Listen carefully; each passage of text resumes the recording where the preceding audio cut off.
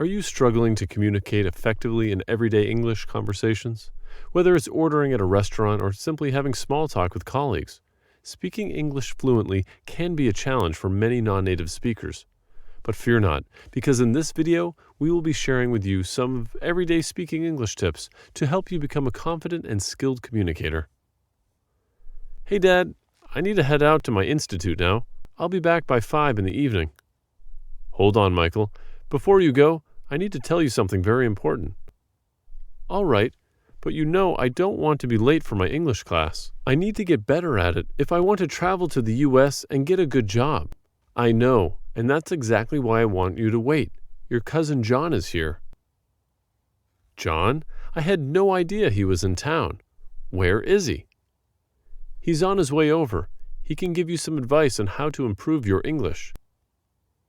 That would be great. I'll wait for him. I'm really excited to learn from him. Here he is. I'll open the door and let him talk to you. Good luck, son. Hey, John, it's been a while. How have you been? I'm good, Michael. I just got here this morning and wanted to stop by before heading back to the US. That's awesome. Did you get the job you wanted? Yeah, I did. I'm on vacation here for a bit. Congrats, man. Listen, I need your help. I want to get better at English. Do you have any tips for me? Of course, Michael. The best way to become fluent in a language is by immersing yourself in it. Living in an English-speaking country makes it easier, but it's not the only way.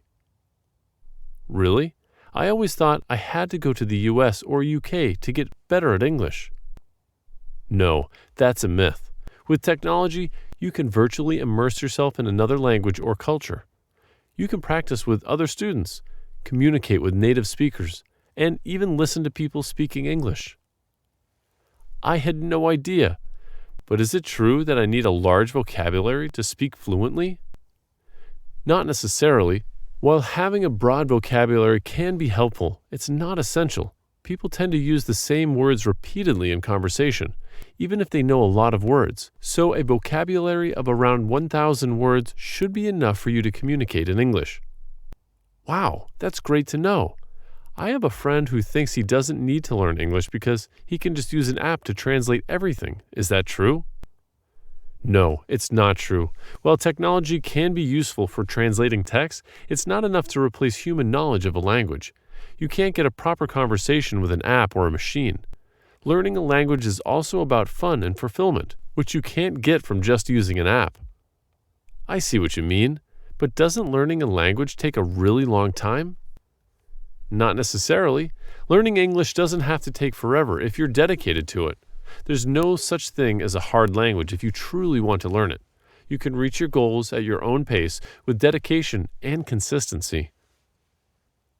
That's really inspiring, John. I'm definitely going to try and apply your advice and work on my English consistently. That's great, Michael. Consistency is key. I would also recommend that you practice speaking English with native speakers as much as possible. You can find language exchange programs online, or even connect with people on social media. That's a good idea. I'll definitely look into that. But what about grammar? I always get confused with English grammar rules. Grammar can be tricky, but it is important to learn the basics. Once you have a good foundation, you can practice using the language in real-life situations. And don't worry too much about making mistakes. Everyone makes mistakes when learning a new language. Just keep practicing, and you'll improve over time. Thanks for the encouragement, John. I really appreciate it. Do you have any other tips that could help me improve my English faster? Yes, I do. Reading is a great way to improve your vocabulary and grammar skills. You can start with simple books and gradually work your way up to more complex ones. Watching TV shows and movies in English with subtitles can also be very helpful. That's really helpful, John. I'm going to start practicing all these tips as soon as possible. Good luck with your English studies, and don't forget, the key to success is consistency and dedication. John, thanks for all the advice you've given me so far. Do you have any other tips for me? Maybe something more advanced? Sure. One thing that can help you improve your English is to read books, newspapers, and magazines in English. This will expose you to a different style of writing and help you expand your vocabulary. That's a good idea, but what if I don't understand everything I read? That's okay. You don't need to understand every word to benefit from reading in English. If you come across a word you don't know, try to figure out its meaning from the context. You can also look it up in a dictionary if you need to. Got it. And what about speaking? How can I practice speaking if I don't have anyone to practice with? One thing you could do is record yourself speaking and then listen to it. This will help you identify areas where you need to improve, such as pronunciation or grammar. You can also try speaking to yourself in English, like when you're doing everyday tasks around the house. That's a good idea. I never thought of recording myself. And what about grammar? How can I improve my grammar? Grammar can be tricky, but it's important to learn the rules if you want to speak fluently. One thing you can do is focus on one grammar point at a time, like verb tenses or prepositions. We can also try doing grammar exercises or taking online quizzes to test your knowledge. That makes sense. I'll give it a try. Thanks, John.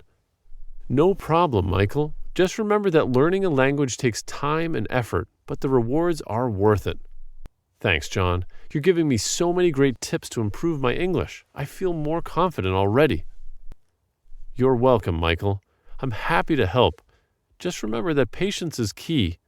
The more you practice speaking, listening, reading, and writing in English, the better you'll get. I'll definitely keep that in mind. And what about slang and idioms? How important are they to learn? Slang and idioms are important because they add color and personality to your language, but they can also be confusing and difficult to understand for non-native speakers. I would recommend focusing on mastering the basics first, then gradually incorporating slang and idioms into your vocabulary. That's a good point. I don't want to get too overwhelmed with slang and idioms. And what about accents? Should I try to mimic a certain accent when I speak? Not necessarily. Accents can be difficult to master, and it's not necessary to sound like a native speaker to be understood. The most important thing is to speak clearly and confidently. Over time, your accent will naturally improve as you become more and more comfortable with the language. That's good to know. I was worried I had to sound like an American or a Brit to be taken seriously. Don't worry about it too much. Just focus on communicating effectively and the rest will follow.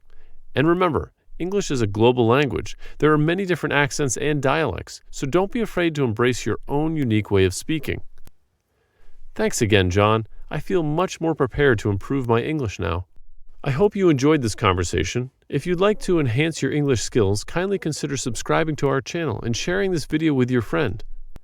Additionally, if you have any questions or comments, feel free to leave them in the comment section below. Thank you very much for your support, and take care.